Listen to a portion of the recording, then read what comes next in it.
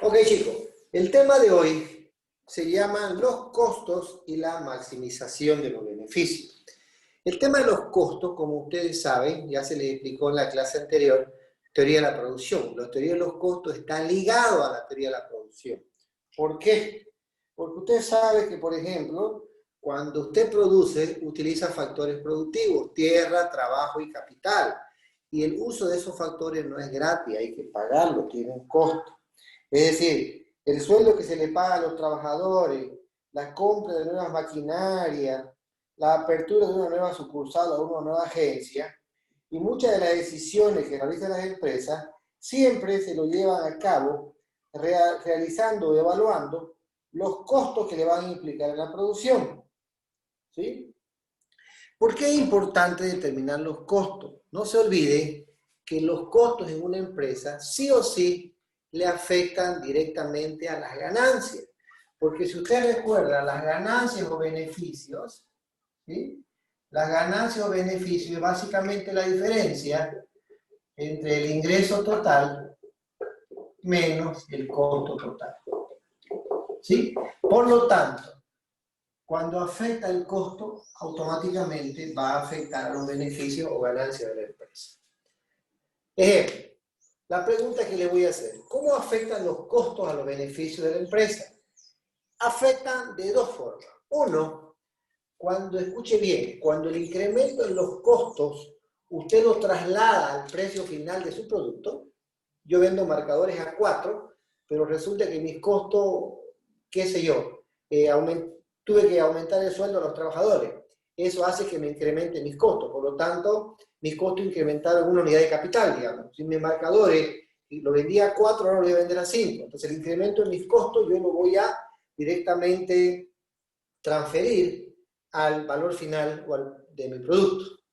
¿Está bien? Entonces, cuando ese incremento en mis costos yo lo traslado, ¿sí?, al valor final de mi producto, ¿qué es lo que generalmente pasa? Al subir el precio, usted sabe que dice la ley de la demanda, que va a bajar la cantidad demandada. Al bajar la cantidad demandada, voy a vender menos, por lo tanto, mi ingreso total va a disminuir. Al disminuir mi ingreso total, automáticamente disminuye mi beneficio. Entonces, fíjense cómo el efecto del costo está perjudicando a su beneficio, porque el incremento del costo está haciendo disminuir el beneficio. El otro motivo. Supongamos que usted diga, yo no lo quiero trasladar a mi producto, el incremento de mis costos, porque ya hemos visto que si lo traslado al costo de mi producto se encarece, mi demanda cae, voy a generar menos ingresos por venta y por lo tanto disminuye mi beneficio. Bueno, ¿qué pasa en la segunda situación que se pueda? ¿Qué pasa si ese incremento del costo, como empresa, yo lo absorbo, no lo traslado a mi ingreso? Entonces, mi costo total está aumentando.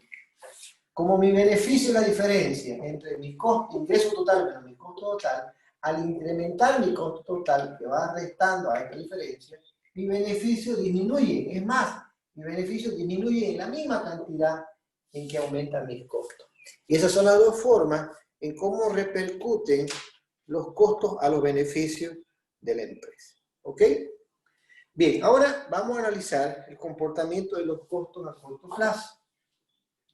Usted sabe que ya hablamos el tema de los costos a corto plazo y largo plazo.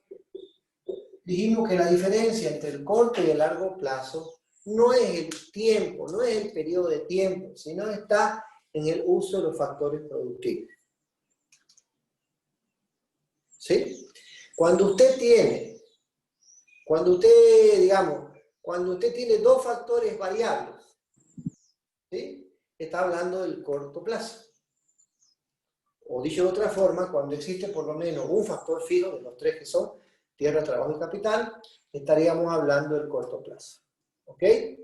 Quiere decir que la empresa, si quiere aumentar su nivel de producción, tiene que ajustar su nivel de producción, ¿sí?, de acuerdo a los factores que puede utilizar. Como ser, por ejemplo, el trabajo hace uso de más mano de obra, más trabajadores, y también un poco más de materia prima o insumos. Entonces eso hace que pueda aumentar mi nivel de producción. Y no se olviden ustedes que al aumentar el ingreso total, el costo total también va a aumentar. Pero en el corto plazo, nosotros, los costos totales, ¿cómo están conformados? Costo fijo más el costo variable. ¿Sí? Y le voy a poner una función matemática. Voy a suponer que el costo total depende de X y que el costo variable también depende de X. Entonces, fíjense bien que en el corto plazo, el costo total es la suma del costo fijo más el costo variable. El costo fijo es el costo de todos los factores fijos, como ser de las maquinarias, como ser de la fábrica, por ejemplo, el pago de los alquileres. Supongamos que las instalaciones donde está su fábrica o su empresa, usted tenga que pagar alquiler. El alquiler es el factor fijo. ¿Sí? Por ejemplo, su maquinaria, usted tiene que depreciar su maquinaria. La depreciación de la maquinaria es un costo fijo. ¿Sí? El interés que paga el banco por el uso de los factores fijos también es, usted sacó un crédito para pagar su maquinaria, también forma parte de los costos fijos, etcétera, etcétera. O el uso, por ejemplo, de la energía eléctrica que usa en la planta de administración, etcétera, etcétera, ¿no? Pero observe usted que la característica es que este costo fijo es un costo independiente, no está ligado ni relacionado con el nivel de producción. En cambio, después tenemos el otro, que se llama costo variable. El costo variable, este costo, está ligado al costo de los factores variables. Por lo tanto, este costo sí va a depender del nivel de producción. Aumenta el nivel de producción, aumenta el costo variable. Por lo tanto, si el costo total es la suma del costo fijo más el costo variable, cuando no existe costo variable, el costo total es exactamente igual al factor fijo. Nosotros vimos que en el tema de la teoría de la producción, vimos que el comportamiento de la función de producción era así, ¿no? Esta era la forma de la función de producción. Esta es la producción. ¿Sí? O el producto total, si usted quiere, ¿no? El producto total. Entonces acá está el producto total, o también llamado producción o output, y aquí está la cantidad de factores que usted utiliza en la producción. Vamos a suponer que es el factor de trabajo.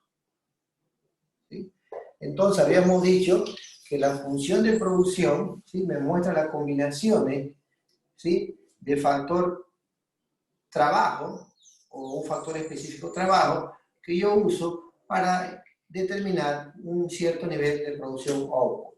Como ustedes pueden ver en este tramo hay un punto de inflexión, aquí la función de producción alcanza un valor máximo, etcétera, etcétera, ¿no? Y de aquí surgen conceptos como producto medio, producto marginal, que ya lo he explicado. Ahora, en los costos a corto plazo, ustedes saben que tenemos siempre los costos fijos. Y después de los costos fijos, surge una función que es la inversa de la función, que es así. Vamos a ponerla más. ¿Sí? Que esta función nace de aquí del costo variable. ¿Sí? Cuando esta tiene esta forma, la otra tiene forma al revés, etcétera, etcétera, ¿no? Pero esta es la curva del costo variable. Entonces la función o la curva del costo variable está relacionada con la función de producción, es inversa. Cuando este crece a un ritmo creciente, te lo hace a ritmo decreciente y viceversa. ¿Ok? Entonces, estos son los conceptos nuevos que aparecen acá. ¿Correcto? ¿Podría explicarlo, por favor, Licen? Este de acá es el costo total y este de acá es el costo variable. Ok. Ok. Entonces, estamos diciendo que en el corto plazo, el costo total es la suma del costo fijo más el costo variable. Siempre el costo está ligado con la producción, porque si usted quiere aumentar la producción, va a aumentar su costo, ¿no? Ahora, fíjense bien, ¿cuál es la relación que hay entre la producción y los costos variables y los costos fijos? Yo le decía que la función de producción tiene una relación inversa con la función del costo variable. ¿Sí? Cuando la función de producción aumenta, el costo variable disminuye y viceversa. Ahora bien, la función de producción crece a un ritmo creciente, después hace un ritmo decreciente, alcanza su máximo y empieza a decrecer. Aquí se verifica la ley de los rendimientos marginales decrecientes, que sucede lo mismo con la curva de costo variable. La curva de costo variable nace aquí en cero, ¿sí? Y esto de acá es el nivel de producción. ¿Estamos de acuerdo? Entonces, fíjese bien que muchas veces la función de costo variable aumenta con la producción al comienzo, después empieza a disminuir porque se verifica la ley de los rendimientos marginales decrecientes. Y la función de costo total, fíjese dónde nace. Nace aquí en el costo fijo. ¿Por qué? Porque si el costo variable si esto es cero, el costo total es igual al costo fijo. Por eso nace acá. Y a partir de ahí tiene la misma forma que el costo variable. ¿Dónde está la diferencia? En el costo fijo. ¿Sí? Otra cosita que quiero aclarar. Cada que la empresa produce, ¿sí?, lo hace suponiendo, ¿sí?, que va a maximizar su beneficio y está suponiendo también que está minimizando su costo de producción. Pero hay algo que les quiero aclarar.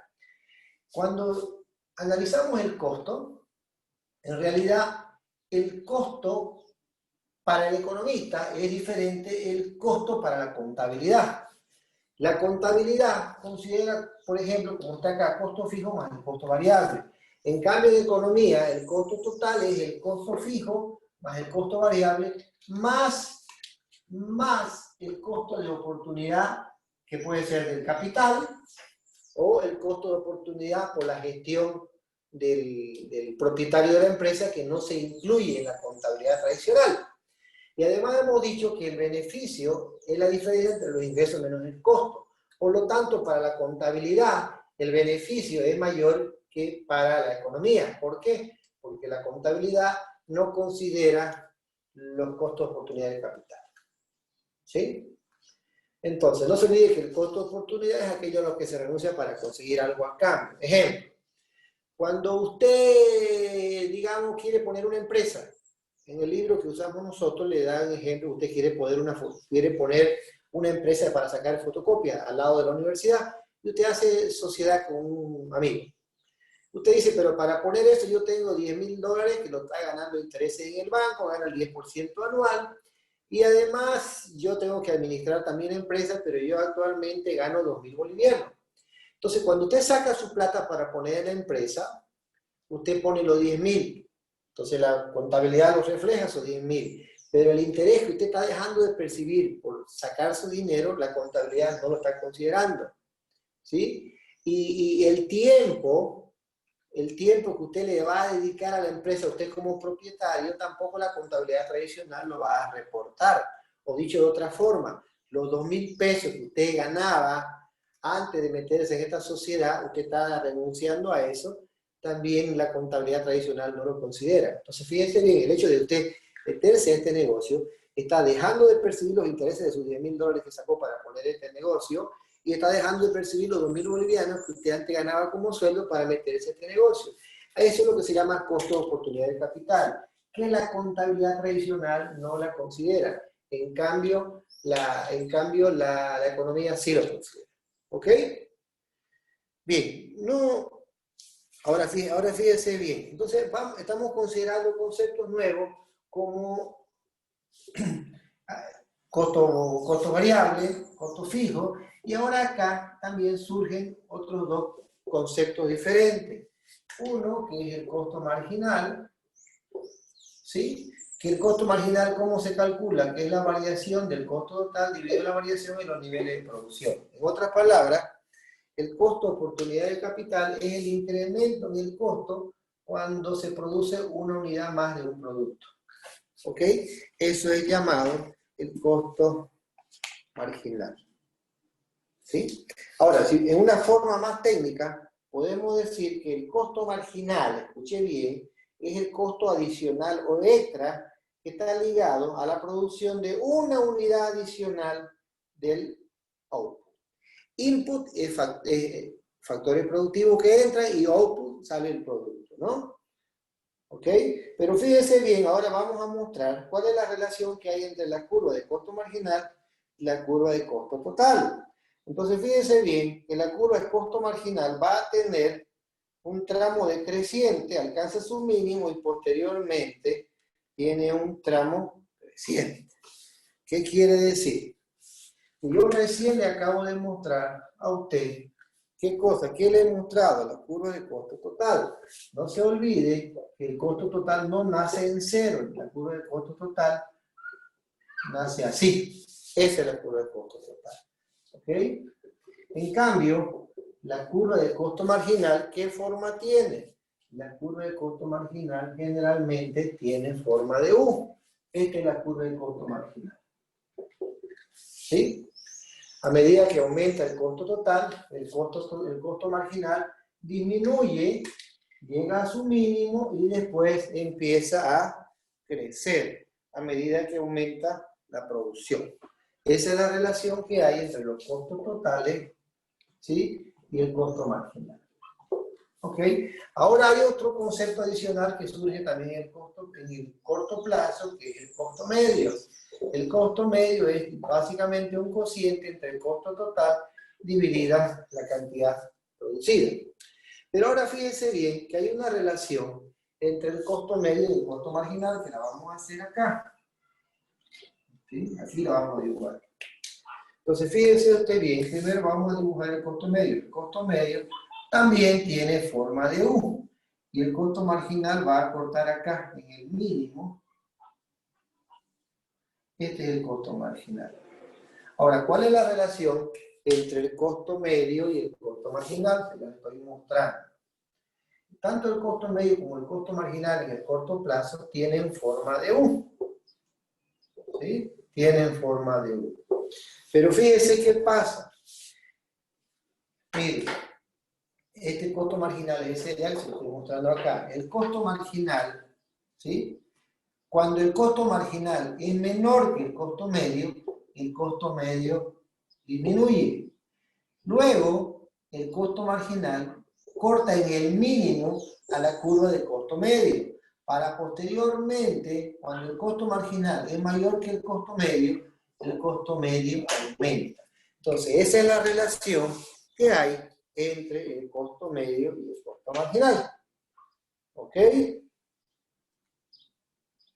No se olvide del siguiente detalle. Escúcheme bien. Esta relación, escuche bien, esta relación entre el costo medio y el costo marginal nos dice que una empresa que pretende alcanzar el costo medio mínimo deberá situarse en aquel nivel de producción para el cual el costo marginal es igual al costo medio. ¿Sí? Entonces, para no complicarle un poco la existencia, vamos a dejarlo ahí, todo el análisis que comprende a los costos medios en el corto plazo. Ok, a ver, recordar que el costo medio también se lo conoce como costo por unidad. ¿Está bien? Usted antes de poner precio tiene que determinar su costo por unidad. ¿Y cuál es el cálculo matemático que hace? El costo total dividido la cantidad producida, ¿no? Entonces, usted hace ese cálculo matemático y de ahí obtiene su costo por unidad. Acabo de dar un ejemplo. Usted tiene una tienda o un supermercado y vende uno de sus productos de aceite, pero usted tiene una caja usted compra el aceite por caja. La caja viene de 6 unidades. La caja viene de 6 unidades. ¿Y cuánto le cuesta esa caja a usted? Esa caja a usted le cuesta 100 bolivianos. ¿Cuál es su costo medio? El costo medio es el costo total dividido la cantidad producida. El costo total es 100, ¿sí? Y la caja, perdón, caja de 10 unidades, para que sea más fácil el cálculo. 10 unidades, esto me da 10 pesos. ¿Sí? Quiere decir que mi costo por unidad es de 10 bolivianos. Entonces, si yo quiero vender mi producto, tengo que tener en cuenta a cuánto lo vende la competencia y cuánto es mi margen que yo quiero ganar. Supongamos que yo quiero ganar el 50%, entonces mi aceite que me cuesta 10 por unidad lo voy a vender en 15. ¿Sí? Así de fácil se determina el costo medio, es el costo por unidad. Ahora, no se olviden de un detalle, pero muy gran detalle. En el análisis que estamos haciendo de los costos, la hipótesis fundamental, escuche bien, es que las empresas tratan de minimizar los costos, ya sea tanto a corto plazo como también a largo plazo. La diferencia fundamental entre el corto y el largo plazo es que, ya dijimos, en el largo plazo usted ya no tiene factores fijos, ¿sí? ¿Se acuerda, no? En el corto plazo usted tenía factores variables y factores fijos, tenía 2 factores variables y un factor fijo. En cambio, en el largo plazo, ¿sí? Ya usted tiene, todos sus factores son variables. ¿Sí? Pero algo que es importante, en el largo plazo aparece un concepto interesante, ¿sí? Que es economía de escala. Si ustedes recuerdan, las economías de escala, que ya lo hemos visto, hacen referencia a la propiedad según la cual el costo medio a largo plazo disminuye a medida que se incrementa la cantidad de producción, ¿sí? Y es por eso que en los costos medios a largo plazo hay una relación de los rendimientos a escala. Y usted tiene 3 tipos de rendimientos, que lo vamos a explicar. Uno que se llama rendimientos crecientes a escala, ¿sí? Fíjense, uno que se llama rendimientos crecientes a escala, otro que se llama rendimientos decrecientes a escala y otro que se llama rendimientos constantes a escala. Los rendimientos crecientes a escala, aquí usted tiene la producción y esto es los costos medios, ojo, a largo plazo, ¿no? Y esto es los costos medios, estamos hablando a largo plazo, y acá usted tiene los costos medios a largo plazo. ¿Sí? Entonces acá, en el eje de la X tenemos nivel de producción, y en el eje de la Y, los costos medios. ¿Ok? Fíjense, este primer gráfico, que es inciso A, se llama rendimientos crecientes a escala. En los rendimientos crecientes a escala, a medida que va aumentando la producción, los costos medios por unidad disminuyen. ¿Qué quiere decir? Que mientras más produzco en el largo plazo, más barato me sale producir por unidad. Otra característica de los rendimientos que presentan las empresas en el largo plazo se conoce también como el nombre de rendimiento decrecientes a escala o también llamada deseconomía de escala. ¿Sí? En la deseconomía de escala, a medida que aumenta el nivel de producción, los costos medios o costos por unidad aumentan a medida que aumenta la producción.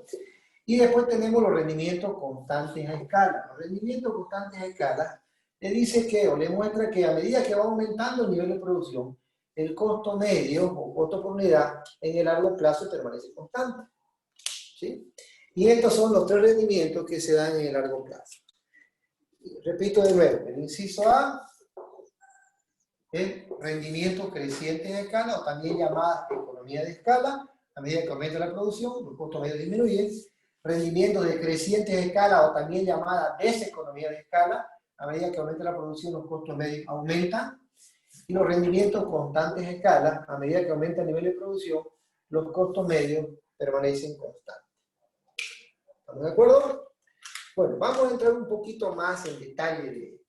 No se olvide usted que a medida que aumenta la producción, los costos totales relacionados con la producción también aumentan. Pero la pregunta es, ¿quién aumenta más rápido? ¿La producción o los costos? Cuando la producción aumenta más rápido que los costos medios por unidad disminuyen. Economía de escala. O también, ¿qué pasa en la otra situación?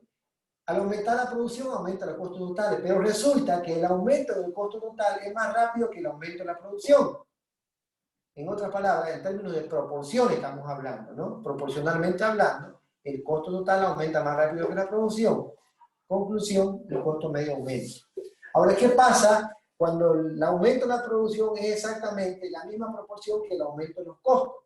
Los costos medios, o también llamados costos por unidad, ¿sí? Permanecen constantes, es decir, no se alteran. Por último, y para redondear, para terminar el tema, ¿qué sucede en el largo plazo? En el largo plazo, generalmente, usted tiene este fenómeno, ¿no? Usted tiene esto de acá. Así, ahora le voy a decir que cada uno de ellos. Y arriba de esto, usted tiene curva de corto plazo, ¿ok? Así. corto plazo 1, corto plazo 2, así. tiene curva de corto plazo de diferentes industrias. Pero ahora fíjese bien que esta de acá es una curva de largo plazo, ¿sí? Es una curva de costos medios a largo plazo. Fíjese bien que la curva de costos medios a corto plazo descansa la ley de rendimientos crecientes, constantes y decrecientes, ¿no? A escala. Cuando hay rendimiento creciente de escala, los costos medios disminuyen, rendimiento constante de escala, los costos medios permanecen constantes. Cuando hay rendimiento decreciente de escala, los costos medios aumentan. En otras palabras, en el largo plazo, la curva de costos medios a largo plazo es la envolvente y la curva de costos medios a corto plazo. Pero siempre la envuelve en el mínimo costo posible. ¿Ok? Bien. Ahora vamos a hablar de la maximización de los beneficios. Maximización de los beneficios. ¿Ok? Ustedes saben que los beneficios los vamos a llamar B de X, es la diferencia entre el ingreso total menos el costo total. Como esta es una relación matemática, de aquí puedes sacar tres cosas. Primero, ¿qué pasa si el ingreso total es mayor que el costo total? Entonces, B de X es positivo. Ganancia extraordinaria. ¿Qué pasa si el ingreso total es igual al costo total? Entonces, B de X es igual a 0. Cuando B de X es igual a 0, se lo llama beneficio nulo o contable. Así se lo llama. Beneficio nulo o contable. O bien cuando el ingreso total es menor que el costo total, entonces B de X es negativo, es pérdida. ¿Ok? Entonces fíjense, cuando hablamos de maximizar los beneficios, surgen tres conceptos interesantes. Ganancia o beneficio extraordinario, beneficio nulo o contable y pérdida. ¿Qué se tiene que dar para que haya beneficio o ganancia extraordinaria? Simplemente cuando el ingreso total es mayor que el costo total. ¿Estamos de acuerdo? Una segunda situación es cuando el ingreso total y los costos totales son iguales. Al ser iguales, B de X, que es la función beneficio-ganancia, es igual a 0, beneficio nulo. Pero cuando es beneficio nulo, eso se lo considera como beneficio nulo o contable, ¿sí? O también conocido con el nombre de beneficio nulo o beneficio, así se lo voy a poner como se lo conoce en la dialéctica tradicional. O beneficio normal, así se lo llama, normal o contable. ¿Sí? Beneficio normal o contable. ¿Por qué se lo llama beneficio normal o contable si le da 0? Porque no se olvide que estamos estudiando economía. Y en economía, ¿sí? En el costo está incluido el costo de oportunidad de capital. ¿Estamos de acuerdo? ¿Sí? Ejemplo, para que se entienda. Supongamos que su ingreso total es 100 y su costo total es 100. ¿No? Ingreso total igual costo total 100. Por lo tanto, beneficio le da 0, que es la diferencia. Pero ahora fíjense, este ingreso total 100, ¿cómo lo voy a desglosar? Lo voy a desglosar. Esto tiene un costo variable de 20, de 10, digamos, más tiene un costo fijo de 10, costo variable de 85 y un costo de oportunidad de 5. ¿Sí? Por eso la diferencia le da 85, 90, 100. La diferencia, entonces, B de X vale 0. ¿No? Ahora, ¿qué pasaría? ¿Por qué se lo llama beneficio normal o contable? A pesar de que vale 0, de que es igual. Porque yo estoy considerando mi costo oportunidad de capital. Supongamos que la contabilidad tradicional no considere mi costo oportunidad de capital, resulta que mi ingreso va a ser 100 y mi costo es 95. Entonces mi ingreso es mayor que mis costos, ¿me entiendes? Pero yo estoy estudiando economía, entonces esto estamos hablando de beneficios económicos. Entonces, el beneficio cero es un beneficio económico, es nulo, pero es equivalente a un beneficio normal o contable. ¿Sí? Si yo no considerara mi costo de oportunidad de capital, aquí me está mostrando un beneficio de 5 bolivianos, digamos, 5 pesos, 5 dólares, que es equivalente a un beneficio normal o contable. ¿Sí? Y por último, tenemos las pérdidas. Cuando usted tiene pérdidas, cuando su ingreso es menor que sus costos. Por lo tanto, B de X le da negativo. ¿Ok? Pero no se olvide que ¿qué es lo que se va a tratar de maximizar? Lo que se va a tratar es de maximizar esta brecha para poder maximizar mi beneficio. Yo tengo que buscar que la brecha entre el ingreso y el costo sea lo máximo posible, lo más ancho posible. Que muchas veces lo puedo mostrar así, por ejemplo, también mi gráfico, ¿no? Supongamos que yo le muestre así, a ver, así, y así.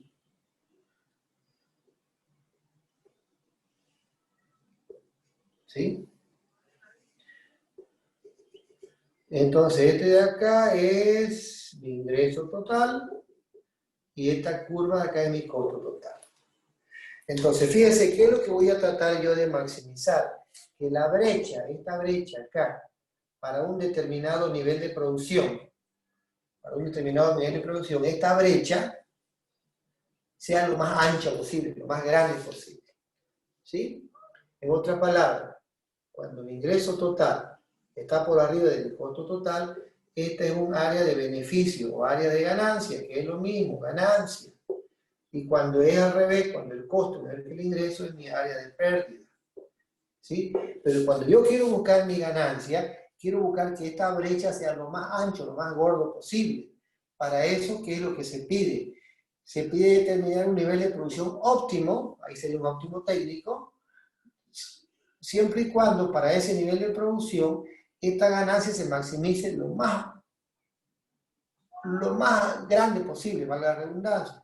Y eso se logra cuando el ingreso marginal y el costo marginal para ese nivel de producción son iguales. ¿Sí? Ok, con eso terminamos el tema de la maximización de los beneficios. Y ahora me falta un último tema, que es determinar el equilibrio de la empresa. Ok, chicos, para finalizar, vamos a relacionar la producción con los costos para determinar el equilibrio de la empresa, que es un análisis parecido al equilibrio del consumidor. Si ustedes recuerdan, para determinar el equilibrio del consumidor, había que analizar dos curvas. Una era la curva de indiferencia y otra eran las rectas de balance, o también llamadas restricción presupuestaria. Con esos dos conceptos, determinamos el equilibrio del consumidor. Y llegamos a la conclusión, ¿sí?, que el consumidor maximizaba su beneficio, ¿sí?, donde la curva de diferencia cortaba en un solo punto a la recta de balance, es decir, el consumidor maximizaba su nivel de utilidad o satisfacción al mínimo costo posible, o sea, de la forma más barata posible. Y aquí vamos a hacer un razonamiento similar. ¿Ok? Aquí vamos a considerar la isocuanta, los isocostes, y con eso determinamos el equilibrio de la empresa. Primero, vamos a suponer, no se olvide usted, que la empresa para producir utiliza 3 factores: tierra, trabajo y capital. Entonces, vamos a suponer que para producir, para poder graficar además un plano de 2 dimensiones, vamos a usar 2 factores. Vamos a usar el factor que se llama capital y trabajo. En otras palabras, yo voy a suponer que para producir, supongamos, este nivel de producción Q, para producir el nivel de producción Q, va a estar en función de 2 factores, el capital y el trabajo. ¿Ok? Entonces, insisto de nuevo, yo voy a suponer que la empresa para producir solamente va a hacer uso de 2 factores productivos, capital y trabajo. Y es así que yo tengo en el eje de la Y el capital y en el eje de la X el trabajo. Entonces la función de producción va a quedar en función de estos dos factores. Y fíjense, esta es una curva, vamos a poner curva de isocuanta 1, isocuanta 2, isocuanta 3. Ahora yo voy a suponer que esta función de producción, ¿sí?, va a ser determinada, va a ser fija. Por lo tanto, yo voy a poder producir siempre la misma cantidad, pero utilizando diferentes combinaciones de factores, trabajo y capital. Y es así que tengo esta curva con pendiente negativa, que se llama isocuanta. ¿Sí? ¿Qué significa isocuanta? Igual cantidad. Es decir, esta isocuanta me está mostrando, no se olvide que la curva está formada por puntos, y cada punto es un par ordenado. Y cada punto me muestra la combinación de factores, capital y trabajo que voy a utilizar para producir. Este otro punto y así sucesivamente. Cada punto me muestra la combinación de los diferentes factores. Entonces, la curva isocuanta me muestra el máximo nivel, ¿sí?, de producción que una empresa puede producir utilizando las diferentes combinaciones de factor, capital y trabajo. Es más, en cualquier punto sobre esta curva, como suponemos un nivel de producción determinado, dado o fijo, entonces en cualquier punto de esta curva A, B, C, D, E, F, G, etcétera, etcétera, en cualquier punto de esta curva, la empresa siempre produce lo mismo. Por eso se llama isocuanta. Vamos a suponer que siempre produce lo mismo, pero ¿qué es lo que cambia? La combinación de factores, trabajo y capital. Y así puedo formar un mapa de curva de isocuanta. Mientras más se aleje del origen, mayor es mi curva isocuanta. Entonces, quiere decir que mientras más alejada del origen, mi función de producción produce mayor cantidad de bienes diferentes. ¿Ok? Muy bien. Entonces, con eso podríamos decir que cerramos la isocuanta. Ahora vamos a ver la isocoste. La isocoste es parecido a la recta de balance, ¿sí? No se olvide usted que acá, por ejemplo, usted tiene un costo, usted tiene el costo total. Cuando usted produce y utiliza estos dos factores, trabajo y capital, usted incurre en costo. Entonces el costo total va a ser precio por cantidad del trabajo más precio por cantidad del factor capital. Entonces esto es su costo del trabajo y este es su costo del capital. Entonces la línea de isocosto me está mostrando las combinaciones también de capital y trabajo que usted incurre, usted compra, ¿no? Porque hay que comprar.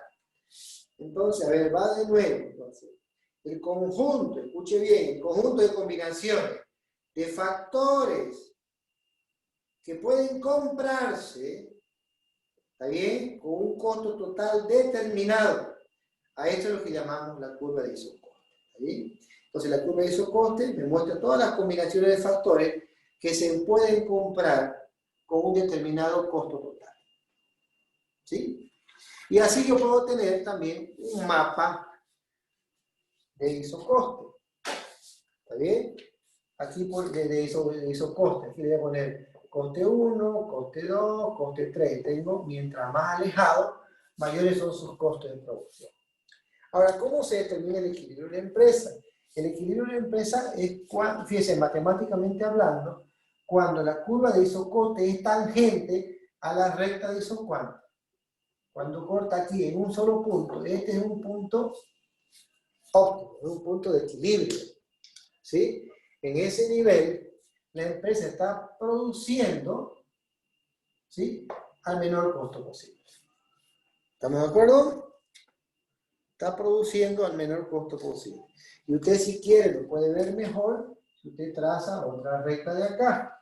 Fíjese bien, por ejemplo, mire, aquí tiene costo 1, costo 2 y costo 3. Observe usted que este puntito de acá, ¿sí?, usted está produciendo este nivel de producción. Con este punto de acá también produce ese nivel de producción, pero con este punto de acá también produce. Pero este punto de acá es más barato que este y que este. Por lo tanto, estos son puntos, digamos, óptimos, pero no son de equilibrio. Entonces, este es un punto óptimo, es un punto ideal, porque la empresa está maximizando su nivel de producción al mínimo costo posible. Y es así como trabajan las empresas, porque no se olvide que hemos dicho que tanto en el corto como en el largo plazo, la empresa siempre busca maximizar su ganancia, pero al mínimo costo posible. ¿Y cuándo se hace eso matemáticamente hablando? Cuando la recta de isocuanta es tangente a la recta de isocoste. O dicho de otra forma, cuando la isocoste corta en un solo punto a la curva de isocuanta, como el punto E. Y ese es un punto de equilibrio. Ok, chicos, con esto, colorín colorado, acabamos.